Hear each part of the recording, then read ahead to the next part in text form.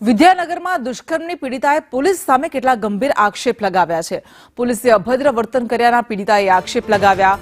દુષ્કર્મ પીડિતાની જિલ્લા પોલીસ વડાને લેખિત ફરિયાદ। પોલીસ દ્વારા ફરિયાદ પરત લેવા માટે માનસિક દબાણ કરવામાં આવી રહ્યું છે તેવું પણ પીડિતાએ કહ્યું।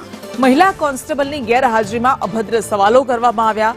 પરિણીતાની ફરિયાદ તેમ છતાં પણ આરોપી પોલીસ પકડથી દૂર છે।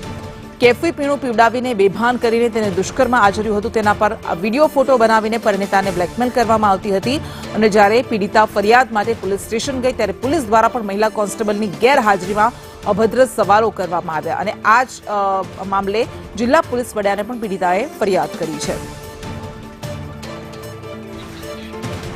વધુ વિગત સાથે સંવાદદાતા ઇરશાદ સૈયદ આપણી સાથે જોડાઈ ગયા છે। ઇરશાદ, આ સંવેદનશીલતા જોવા મળી રહી છે આપણી પોલીસને। જી ચોક્કસ જણાવું કે જે વિદ્યાનગરમાં એક પરિણીતા ઉપર દુષ્કર્મ ગુજારવામાં આવ્યો હતો। તેને કેફી પીણું પીવડાવીને અર્ધબેભાન અવસ્થામાં તેની સાથે દુષ્કર્મ આચર્યો હતો। આ બનાવને આજે 8 દિવસ જેટલો સમય થઈ ગયો છે।